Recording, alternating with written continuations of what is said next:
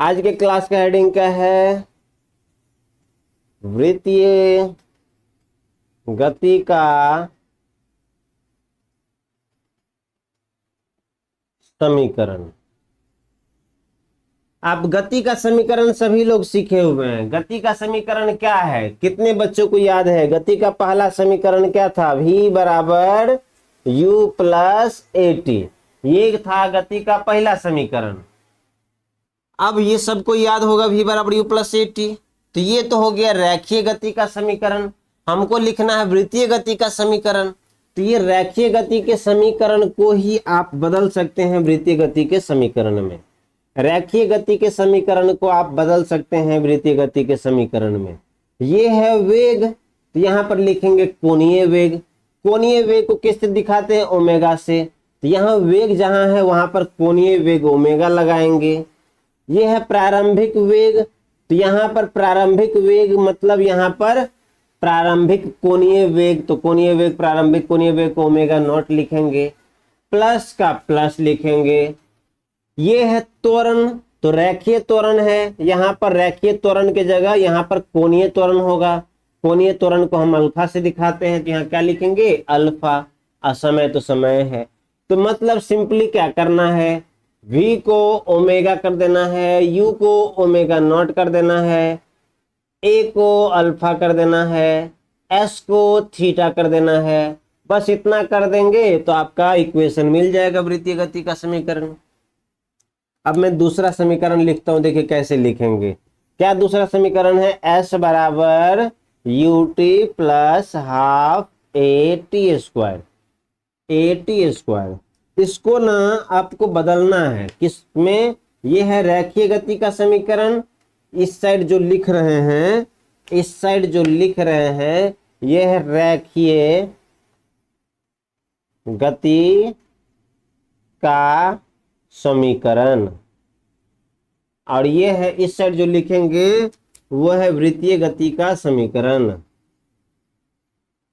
वृत्तीय गति का समीकरण।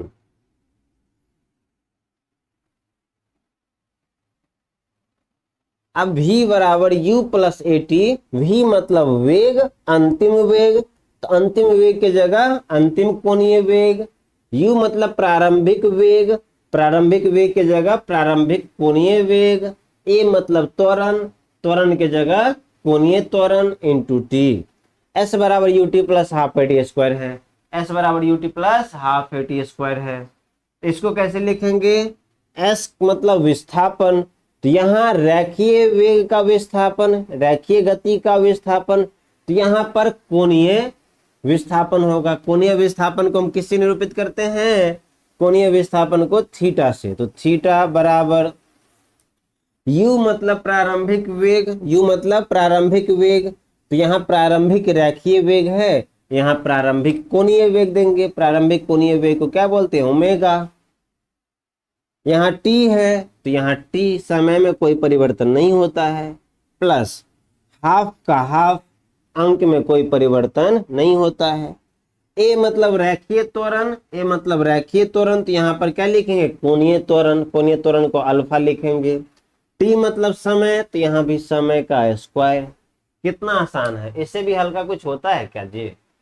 इससे हल्का कुछ तो होता नहीं है मेरे ख्याल से।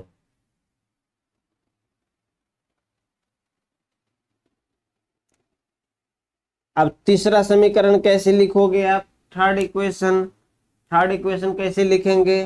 तो थर्ड इक्वेशन पहले आपको क्या है?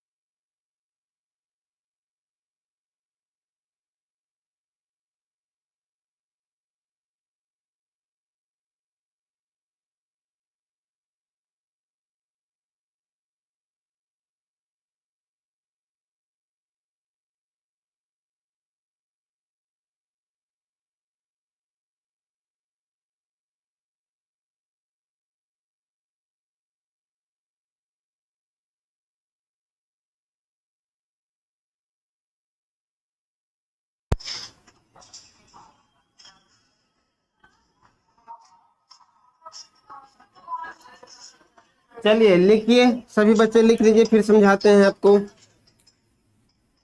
लिखिए, फटाफट लिख डालिए।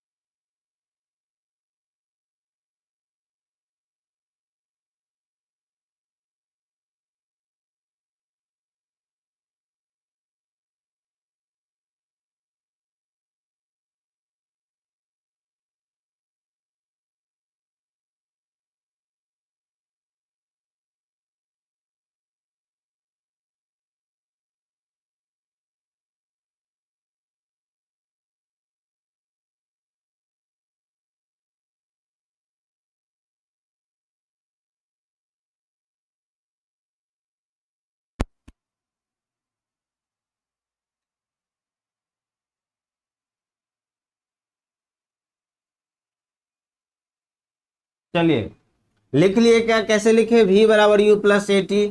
v मतलब रेखीय वेग, जहां रेखीय वेग है वहां कोणीय वेग लगाएंगे। प्रारंभिक रेखीय वेग की जगह प्रारंभिक कोणीय वेग लगाएंगे। त्वरण की जगह कोणीय त्वरण लगाएंगे।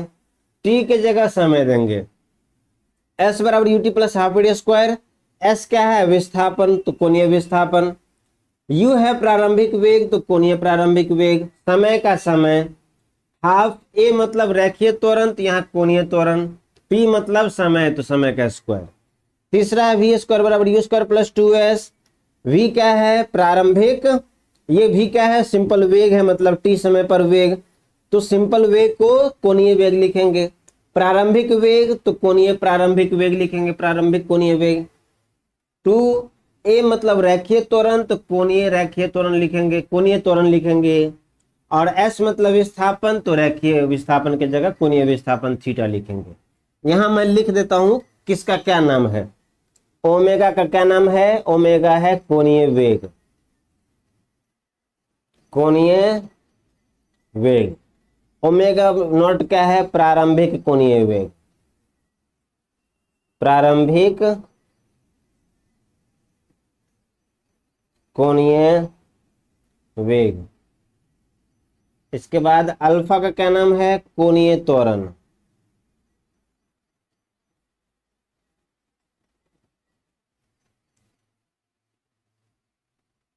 थीटा का क्या नाम है? कोणीय विस्थापन।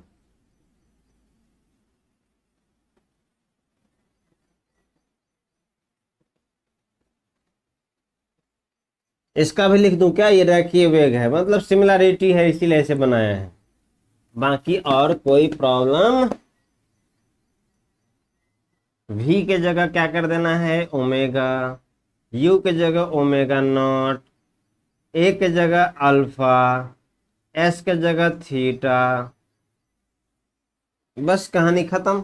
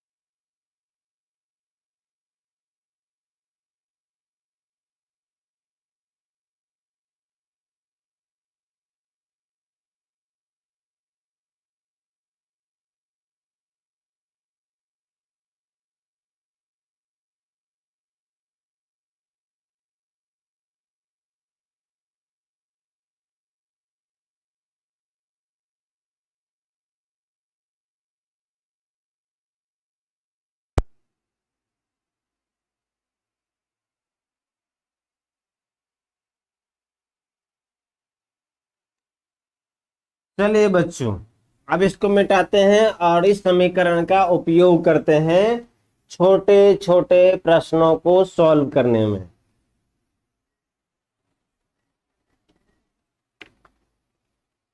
लिख लिए क्या? नहीं लिखे? लिख लिए हैं। चलिए अब एक प्रश्न लेते हैं। एक डिस्क का प्रारंभिक कोणीय वेग, नहीं लिखे? चलिए लिख देते हैं दोबारा, टेंशन मत लीजिए। ओमेगा क्या है? कोणीय वेग है।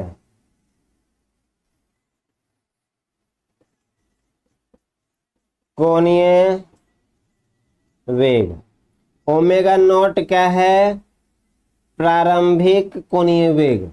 अल्फा क्या है? कोणीय त्वरण। अब ये प्रश्न क्या है अपने पास? एक डिस्क का प्रारंभिक कोणीय वेग, एक डिस्क का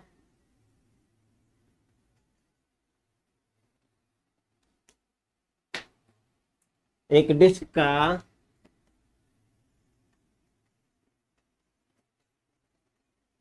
प्रारंभिक कोणीय वेग 10 पाई रेडियन पर सेकेंड है। 10 पाई रेडियन पर सेकेंड है। डिस्क का कोणीय त्वरण, डिस्क का कोणीय त्वरण 2 पाई रेडियन पर सेकेंड स्क्वायर है। तो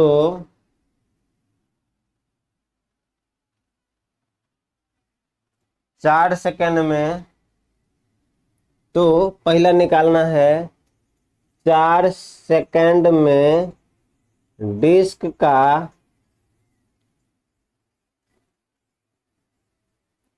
कोणीय विस्थापन ज्ञात करें। दूसरा है 4 सेकेंड में डिस्क कितना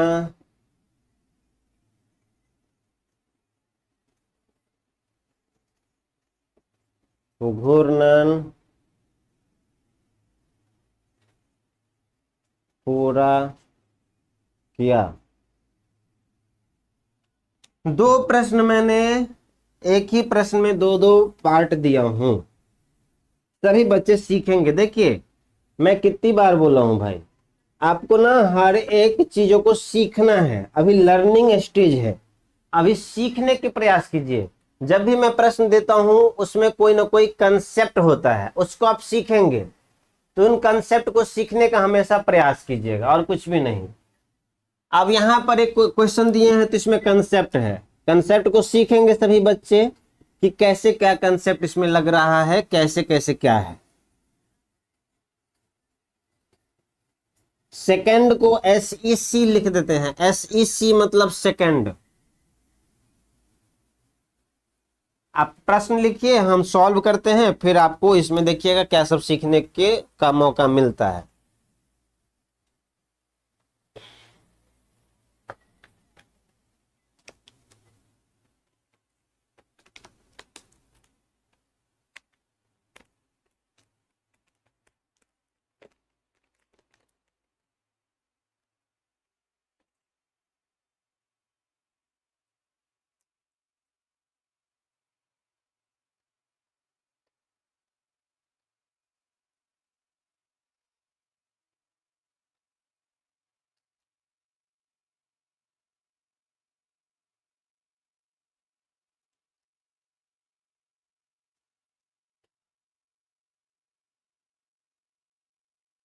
हुआ क्या? सभी बच्चे लिख लिए?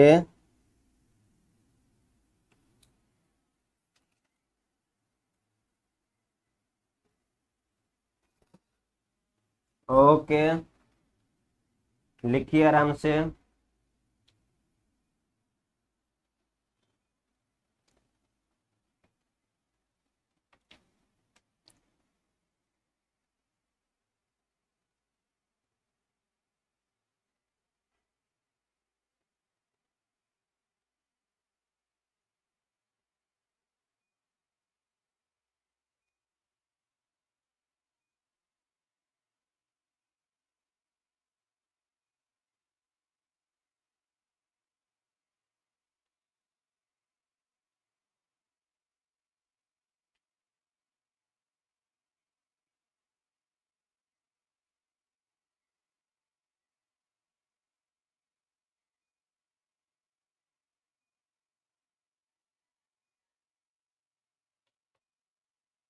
जो लिख लिए हैं आप प्रयास भी कर सकते हैं खुद से बन जाएगा तो आपका विश्वास बहुत बढ़ जाएगा।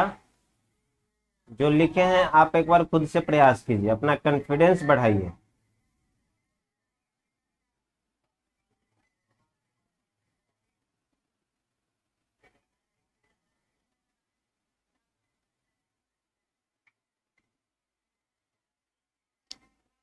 चलिए सॉल्व करते हैं।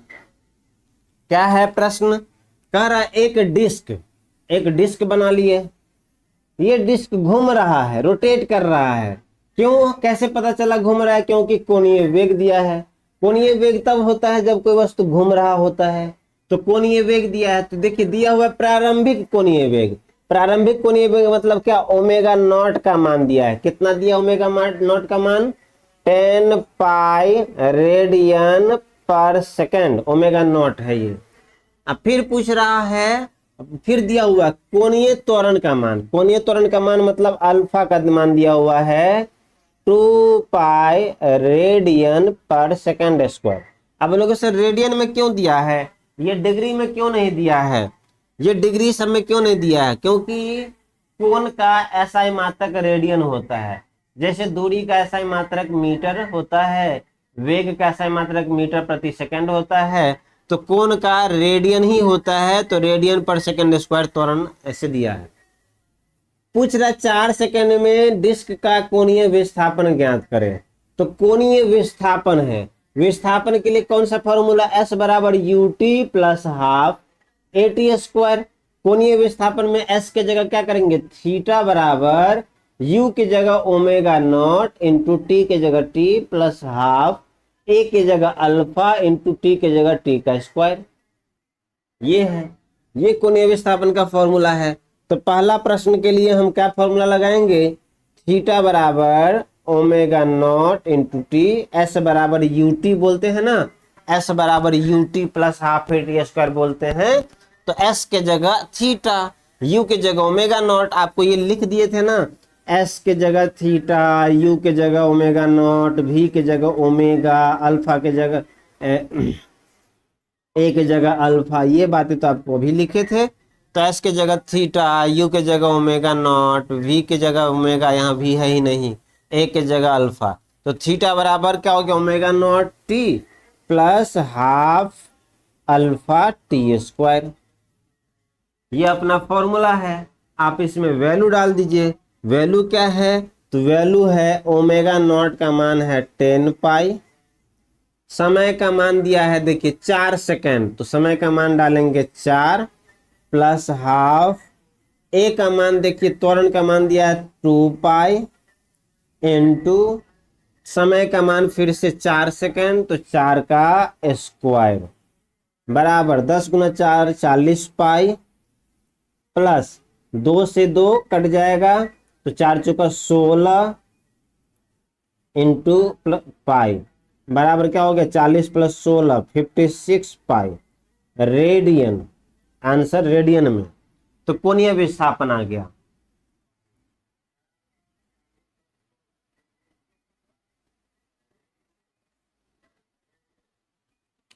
वेरी सिंपल, इतना आसान है। खिचड़ी पकाने से भी आसान हो जाता है ये। आप चिंता करते रहते हैं, अरे साइंस बहुत हल्का है, बस थोड़ा सा ध्यान से। अब देखिए दूसरा प्रश्न। अब एक वस्तु बहुत तेजी से घूम रहा है ऐसे। अब एक बार मेरी तरफ आप देखिए, पहले फिर लिखिएगा। आप मेरी तरफ, मैं इसको ढक दे रहा हूं, कोई नहीं देखेगा। मेरी तरफ देखिए, एक वस्तु बहुत तेजी से घूम रहा है। जैसे आपके क्लास में पंखा चल रहा है ना, तो पंखा चल रहा है तो देखिए 1 सेकंड में कितना बार घूम रहा है? एकदम घूम रहा है। 1 सेकंड में बहुत बार घूम रहा है, एकदम हाई स्पीड घूम रहा है। तो अगर आपको पूछे कि 4 सेकंड में डिस्क कितना घूर्णन किया, तो कैसे निकालेंगे कितना घूर्णन किया? तो इसके लिए क्या करना है? इसके लिए सिंपल कंसेप्ट देखिए, टोटल कोण कितना निकला? 56 पाई। टोटल कोणीय विस्थापन कितना है? 56 पाई। टोटल कोणीय विस्थापन कितना है? कोणीय विस्थापन कितना है? कोणीय विस्थापन कितना है? विस्थापन है 56 पाई। और एक चक्कर जब लगाता है तो एक चक्कर में कितना घूमता है, एक चक्कर में कितना घूमेगा, तो एक चक्कर में सर 360 डिग्री घूमेगा। एक चक्कर में कितना घूमेगा, 360 डिग्री। और 360 डिग्री मतलब कितना, 2 पाई। एक चक्कर में कितना घूमेगा, एक चक्कर में 360 डिग्री बराबर 2 पाई घूमेगा। तो एक चक्कर में 2 पाई घूमेगा तो 56 पाई में कितना चक्कर आ जाएगा, 56/2 पाई। एक चक्कर में 2 पाई घूमेगा तो 56 पाई घूमने के लिए कितना चक्कर लगाना पड़ेगा। तो अगर आपको ऐसा पूछे तो आप लिखेंगे चक्कर की संख्या बराबर, चक्कर की संख्या बराबर कोणीय विस्थापन बटे 2 पाई। चक्कर की संख्या बराबर कोणीय विस्थापन बटे 2 पाई।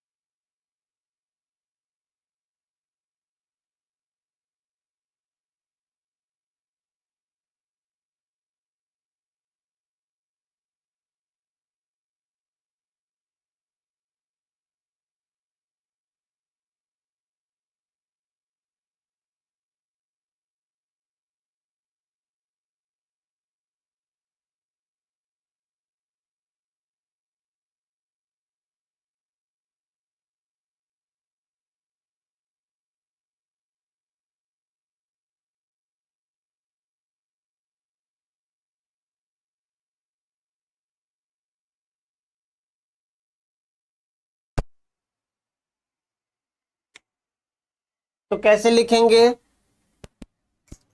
चक्कर की संख्या के लिए θ/2 पाई। और थीटा का मान कितना है, थीटा का मान है 56 पाई/2 पाई बराबर कितना हो गया, 28 चक्कर। 28 चक्कर। तो चक्कर की संख्या कितना मिला, 28 चक्कर। ऐसे अब अगर आपको पूछे तो आप निकाल लीजिएगा, चक्कर की संख्या बराबर θ/2 पाई। थीटा मतलब कोणीय विस्थापन। कोणीय विस्थापन थीटा क्या है, थीटा है कोणीय विस्थापन। थीटा क्या है, कोणीय विस्थापन है। तो कोणीय विस्थापन बटे 2 पाई, चक्कर की संख्या निकल जाएगा।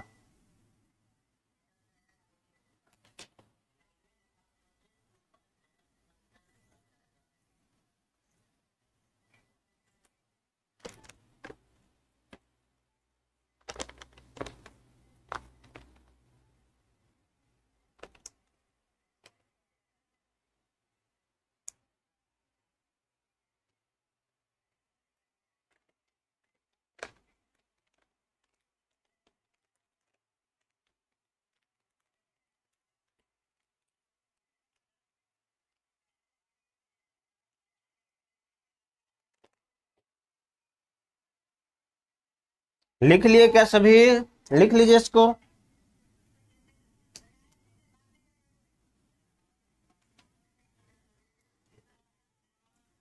लिखने में बहुत तेज हैं आप लोग।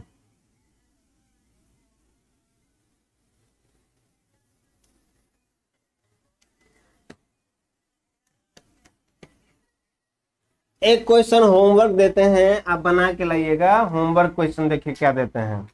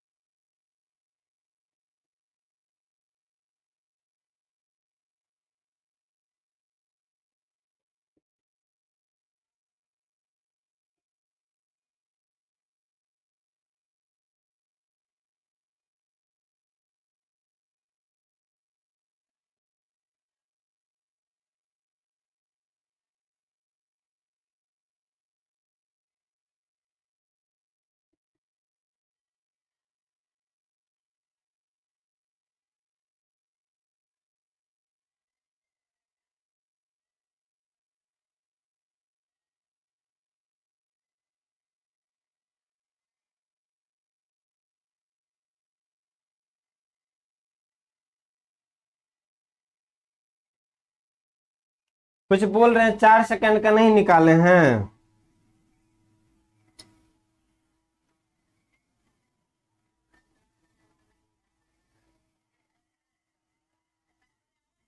समय का मान तो डाले थे ना, omega naught T plus half alpha T square. समय का मान 4 सेकंड डाले थे तब ना निकला है, तो समय का मान तो डाल दिए। देख लीजिए, सॉल्व किए हैं, इसमें समय का मान 4 सेकंड डाले हैं तभी निकला है। तो इसमें कंफ्यूजन नहीं, ऊपर में नहीं लिखे थे समय, लेकिन नीचे में उपयोग किए थे।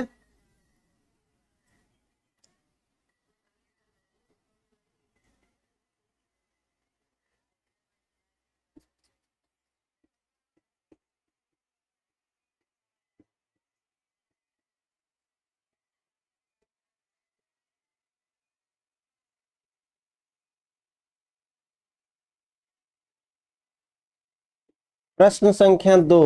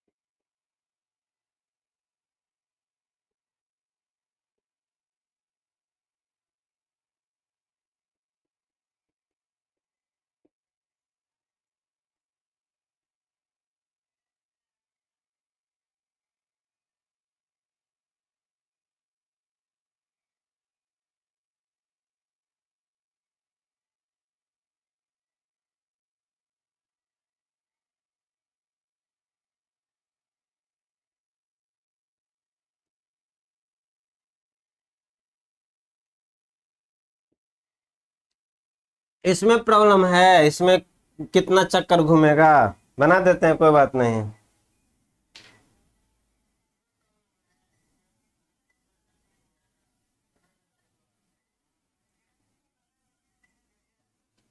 देखिए, ऐसा नहीं है कि चक्कर की संख्या हमेशा पूरा पूरा होना चाहिए, 14 चक्कर, 13 चक्कर, 5 चक्कर।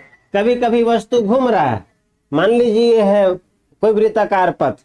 अब इस पथ पे ऐसे घूम रहा है, मान लीजिए घूम रहा है, एक चक्कर कंप्लीट हो गया, यहाँ पे एक चक्कर कंप्लीट हो गया, दूसरा चक्कर कंप्लीट हो गया, अब तीसरा चक्कर में यहाँ पर आया, तो हो सकता है ना 2 चक्कर कंप्लीट प्लस 1/4 चक्कर। 2 चक्कर कंप्लीट यहां पर आ गया, यहां तक आ गया, तो 2 चक्कर पूरा पूरा, एक चक्कर, 2 चक्कर और तीसरा में आधा, तो इसको बोलेंगे 2.5 चक्कर हो गया। मतलब 2 पूरा चक्कर प्लस अगले का आधा चक्कर। तो दशमलव में भी आ सकता है। आधा चक्कर मतलब क्या, आधा चक्कर मतलब हो गया कि पाई कोण। पूरा चक्कर में अगर 2 पाई कोण बन रहा है 360, तो आधा चक्कर, 2 चक्कर पूरा प्लस आधा चक्कर मतलब कितना, पाई कोण 180 डिग्री। दशमलव में भी आए तो आप चिंता बिल्कुल नहीं कीजिएगा कि सर दशमलव में कैसे आ गया। मतलब दशमलव से पहले जितना है वो पूरा पूरा चक्कर लगा है, और दशमलव के बाद है वो पूरा चक्कर नहीं कंप्लीट हो पाया है, बीच में रुक गया। इसको बनाना है, बना के लाइएगा, बोलिए।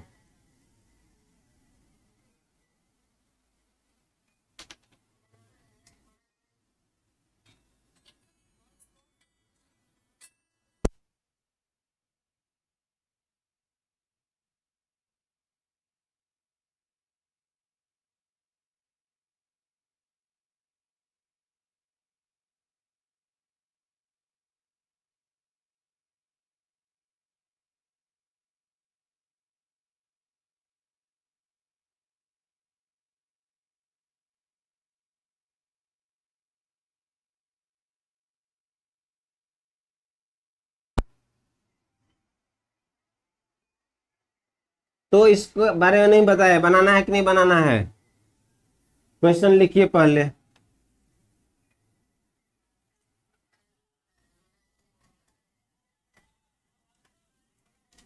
आप एक बार प्रयास करके आओ, फिर बनाएंगे अगले क्लास में इसको। ये HW हो गया होमवर्क। बाकी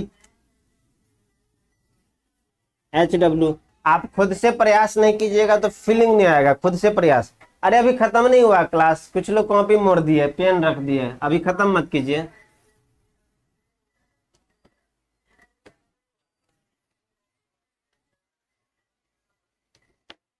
अच्छा एक बात बताओ, कितने लोगों को ऐसा लगता है, सुनिए ध्यान से, अब सुनिए, अब सुनेंगे सभी बच्चे। कितने बच्चों को ऐसा लगता है कि शुरुआत में जितना प्रॉब्लम हो रहा था अब अच्छा लग रहा है, समझ में आने लगा है? बहुत सारे बच्चे ऐसे होंगे कि शुरू शुरू में बहुत दिक्कत हो रहा होगा कि क्या पढ़ा रहे हैं सर, लेकिन अब लग रहा है कि नहीं, अब पता चल रहा है कि हाँ ये हमको पता चल रहा है, ये चीज समझ में आ रहा है। तो जैसे जैसे आप क्लास करते जाएंगे ना, आपको समझ में आता जाएगा। हाथ नीचे कर लीजिए, आप क्लास करते जाइए, आपको कोई दिक्कत नहीं हो रहा होगा आगे चलते। लेकिन जो बच्चे अभी तक एब्सेंट होंगे उनको तो दिक्कत होगा ही। एब्सेंट नहीं होना है। अब कुछ और महत्वपूर्ण फॉर्मूला, महत्वपूर्ण सूत्र जो नहीं लिखे नीचे वाला प्रश्न लिख लीजिए। नहीं लिखे थे क्या जी? कितना समय तो दिए थे लिखने का फर्स्ट प्रश्न। चलिए ग्रुप में भेज देंगे, जो नहीं लिखे उनको ग्रुप में भेज देंगे। फटाफट लिख डालिए इसको, जो नहीं लिखे थे ग्रुप में भेज देंगे।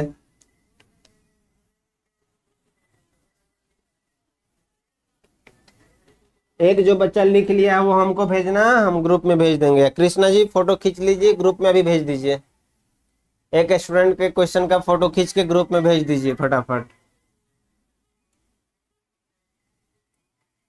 आप लोग इतना बातें कर रहे हैं ना कि हमको पता नहीं चल रहा है कि लिखे हैं या नहीं लिखे हैं।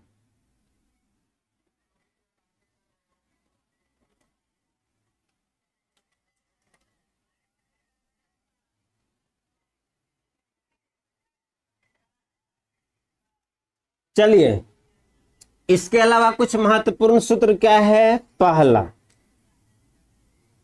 ओमेगा बराबर डी थीटा बटे डी टी।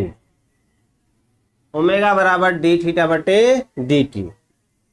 दूसरा, अल्फा बराबर डी ओमेगा बटे डी टी। अल्फा बराबर डी ओमेगा बटे डी टी। अल्फा बराबर डी ओमेगा बटे डी टी।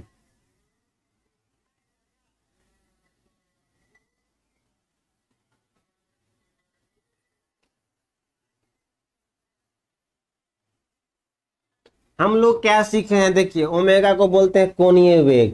कोणीय वेग बराबर विस्थापन में परिवर्तन की दर को कोणीय वेग कहते हैं। कोणीय वेग क्या होता है? विस्थापन में परिवर्तन की दर को कोणीय वेग कहते हैं।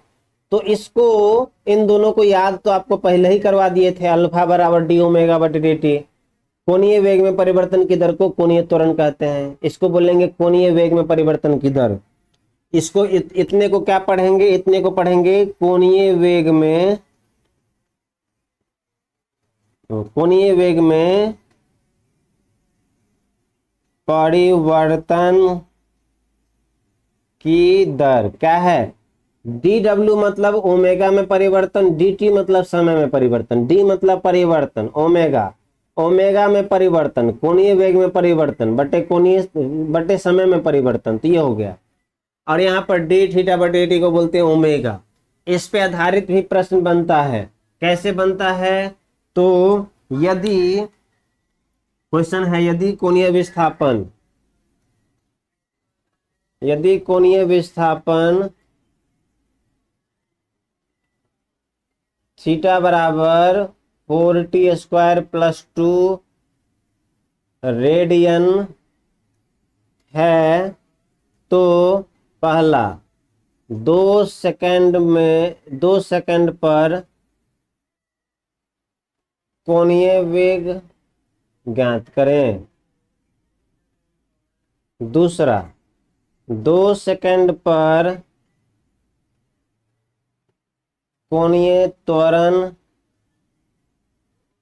ज्ञात करें। दोनों प्रश्न सॉल्व करने हैं।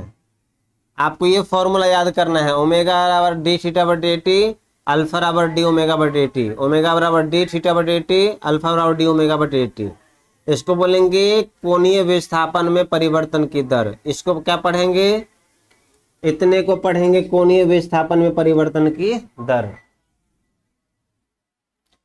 अवकलन, कितने छात्र को अवकलन आता है, कितने बच्चों को अवकलन का क्लास आया, समझ में आया है? अवकलन का क्लास कितने बच्चों को याद है?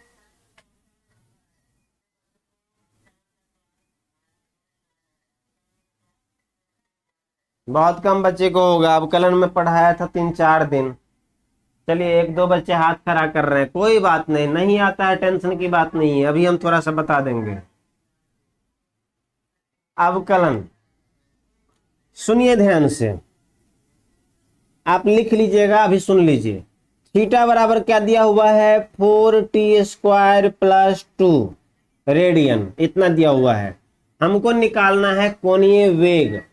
कोणीय वेग इसको बोलते हैं। हमको निकालना है ओमेगा, ओमेगा निकालना है। समय का मान दिया हुआ है कितना, 2 सेकंड। आपको पहला क्वेश्चन में निकालना है ओमेगा। ओमेगा बराबर क्या सीखे हैं, डी थीटा बटे डी टी, डी थीटा बटे डी टी। अब डी थीटा का मान क्या है, तो थीटा का मान क्या है, 4t² + 2। तो इस थीटा के जगह ये डालेंगे, क्या है, 4t² + 2 बटे डी टी। अब यस यहाँ पर थोड़ा सा एक नया चीज है, हर एक बच्चे ध्यान देंगे, हर एक बच्चे ध्यान देंगे, दे रहे क्या? अब ये आज समझ लीजिए, डी अंदर में कुछ है बटे डी टी, अंदर में गेहूं है, अंदर में क्या है, गेहूं। अब बताओ बाहर क्या होगा, अब ये है डी बटे डी टी, ये क्या है, ये है मशीन, आटा का मशीन है, ये आटा मशीन, आटा मशीन है। आटे के मशीन में हम गेहूं डालेंगे तो बाहर क्या निकलेगा, बताओ फटाफट। डी बटे डी टी आटे का मशीन है, उस आटे के मशीन में गेहूं डालेंगे तो क्या निकलेगा, आटा निकलेगा ना जी।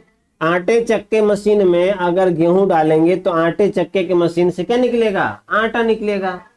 अब इस आटे के जगह अगर आटे चक्के के मशीन में 4t² + 2 डालेंगे तो क्या निकलेगा, आटे चक्के का मशीन डी बटे डी टी, डी बटे डी टी को क्या बोल रहे हैं, आटे चक्के का मशीन। इस आटे चक्के मशीन में अगर 4t² + 2 डालोगे तो आटा तो नहीं निकलेगा, यहाँ पर कुछ और डाले हैं, यहाँ पर चावल डाले हैं तो चावल निकलेगा। कैसे निकलेगा, तो इसको निकालने का तरीका क्या है, जो टी से पहले जो है उसको गुना कर देना है घात से। टी से पहले क्या करना है, घात से गुना कर देना है। तो 4 × 2 8, और टी का टी, और जो घात में है उसमें से एक घटा लेना है। यहां पर बताता हूं, जैसे 8t⁵ है, अगर इसको हम डालेंगे आटा चक्की के मशीन में, 8t⁵ को डालेंगे आटा चक्की के मशीन में, 8t⁵ को आटा चक्की के मशीन में डालेंगे तो क्या बाहर निकलेगा, गेहूं निकलेगा, आटा निकलेगा, चावल निकलेगा। तो इसके लिए देखिए क्या, 8t⁵ अगर अंदर में डालेंगे तो बाहर निकलेगा। 8 को 5 से गुना कीजिए, टी से पहले जो है उसको गुना करना है उसके घात वाले से। तो 8t⁵ है, तो ये घात है तो इसको घात से गुना करना है। तो 8 × 5, फिर t लिखना है, अब पावर में से एक घटा लेना है। तो 8×5 = 40, t⁴। सिंपल सोचना है मेरे भाई, कुछ भी एक्स्ट्रा नहीं। इसको इससे गुना कीजिए, 8×5 = 40, फिर t का t, अब पावर में से एक घटा लीजिए। 8×5 = 40, t⁵ में से गया तो 4। ऐसे ही यहाँ पर 4 × 2 8, t, अब पावर 2 में से 1। आप बोलोगे सर ये भी तो है, तो मान लो अंदर में आप गेहूं के जगह कुछ डाल दिए, ऐसा चीज जिसका कुछ वैल्यू ही नहीं है, तो उसमें क्या होगा, उसका कोई नहीं। मतलब अगर आटे चक्की के मशीन में 2 या 3 या 5 कोई अचर राशि डालेंगे, 2 3 5 10 20 -10 कुछ भी, तो वो बाहर निकलेगा 0। 2 डाले, 4 डाले, कुछ भी डालेंगे, क्या निकलेगा, 0। तो मशीन के अंदर अगर 2 डाले हैं तो उसका क्या मिलेगा, 0 मिलेगा। तो क्या मिलेगा, ओमेगा। ओमेगा बराबर 8t मिल गया, ओमेगा बराबर 8t मिल गया। अब कह रहा है 2 सेकंड पर, तो ओमेगा 2 सेकंड पर, तो क्या पूछ रहा है पहला प्रश्न, इस साइड लिख रहे हैं।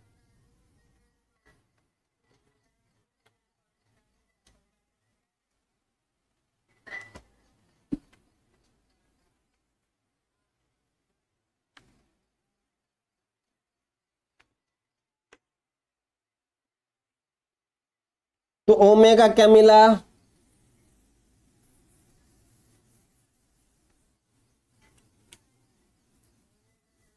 ओमेगा मिल गया 8t। अब पहला प्रश्न, 2 सेकंड पर ओमेगा का मान क्या होगा 8, और समय का मान 2 डाल देंगे तो क्या होगा 16 रेडियन पर सेकंड, ये मिल जाएगा। दूसरा प्रश्न में क्या है अल्फा, तो अल्फा बराबर क्या होता है डी ओमेगा बटे डी टी, डी ओमेगा बटे डी टी। डी ओमेगा की जगह क्या डालेंगे 8t बटे डी टी। अब 8t का मशीन के अंदर क्या डाले 8t, इस आटा चक्की की मशीन में 8t डाले हैं तो क्या निकलेगा बाहर 8t के पावर कुछ नहीं मतलब 1, तो 8 गुना 1 और t के पावर 1 माइनस 1 0। तो जब एक ही t हो तो t को गायब कर दीजिए सीधा, एक ही t हो और आटा चक्की के मशीन में डालेंगे और एक ही t हो तो सिंपल t को गायब कर देना है 8, यही आंसर। इसमें t का नहीं है कुछ वैल्यू, यहाँ t रहता तो t का मान डालते, समय का मान 2 सेकंड डालते, यहाँ t है ही नहीं तो 2 सेकंड नहीं डालेंगे, वैसे ही आंसर आ जाएगा रेडियन पर सेकंड स्क्वायर। ये आपको थोड़ा सा भारी लग गया होगा लेकिन चिंता मत कीजिए, इस पे आधारित एक प्रश्न देते हैं। ये क्वेश्चन का सभी बच्चे लिख लिए हैं क्या, ये क्वेश्चन सभी बच्चे लिख लिए हैं?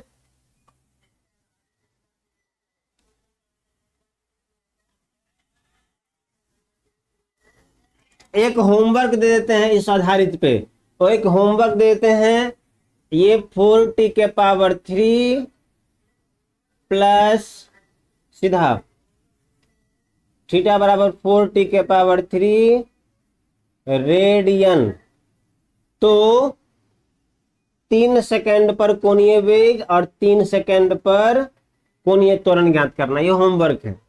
एक बार ना इस वाले को घर पे जाके दोबारा देख लीजिएगा, कुछ बच्चे को दिक्कत हो गया होगा थोड़ा सा क्योंकि अवकलन का क्लास नहीं किए थे, क्योंकि वो मजेठेठ से घर पे ऐश कर रहे थे जब हम लोग शुरू किए थे। तो एक बार रिपीट कर दें, रिपीट कर देते हैं कोई बात नहीं, एक बार इसको रिपीट कर देते हैं, आप लिख लो पहले आराम से फिर रिपीट कर देते हैं।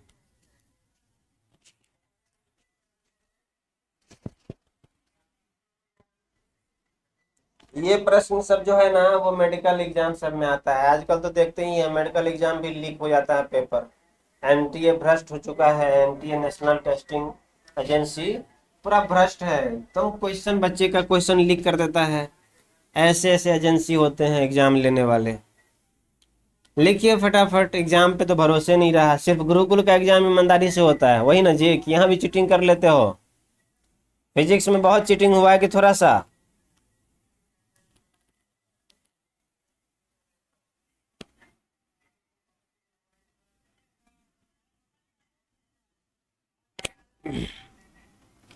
इसका रिजल्ट आज दे दीजिए एग्जाम लेके।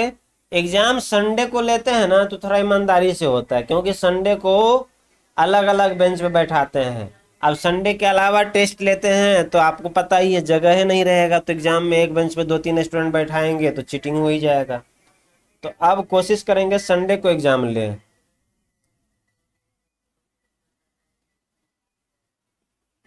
चलिए एक बार और बता देता हूं, देखिए अगर आपको ये थीटा दिया हो इस तरीके से, अगर थीटा का मान टी के, लिख लीजिएगा बाद में रुकिए, अगर थीटा का मान इस तरीके से दिया हो 4t² प्लस 2, इस प्रकार से थीटा का मान दिया हो तो कैसे बनाएंगे?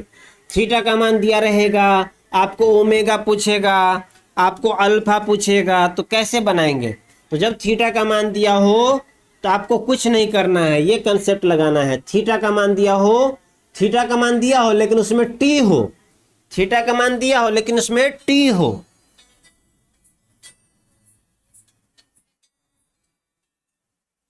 थीटा का मान दिया हो लेकिन उसमें क्या हो, टी हो। जब थीटा का मान दिया और टी हो, उसके लिए ये कंसेप्ट लगाइएगा। कैसे, तो ओमेगा बराबर डी थीटा बटे डी टी, अल्फा बराबर डी ओमेगा बटे डी टी। अब ये डी बटे डी टी को क्या बोल दिए, मशीन बोल दिए। डी बटे डी टी क्या है, मशीन है। अभी मैं बताया कि डी बटे डी टी क्या है, एक मशीन है, आटा चक्की का मशीन है वो।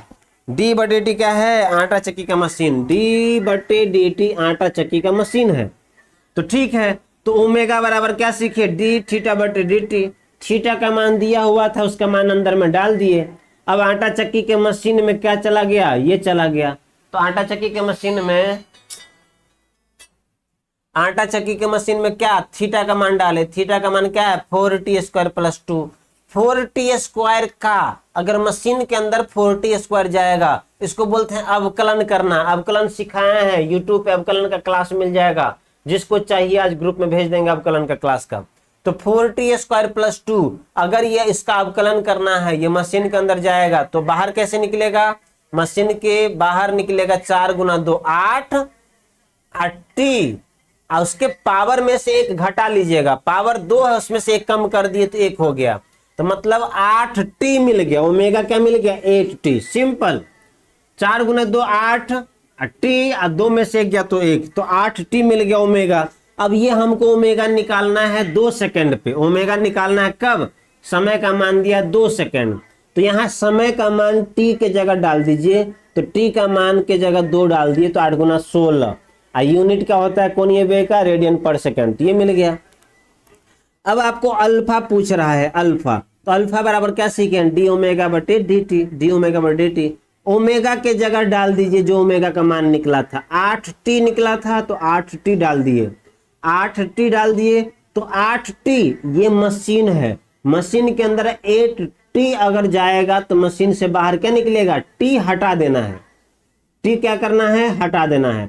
एक ही t रहेगा तो गुना करने की जरूरत नहीं है, गुना भी करेंगे तो वही निकलेगा। 8t का अवकलन सिंपल 8 होता है। 8t का अवकलन 8 होता है, तो सिंपल 8 मिल गया।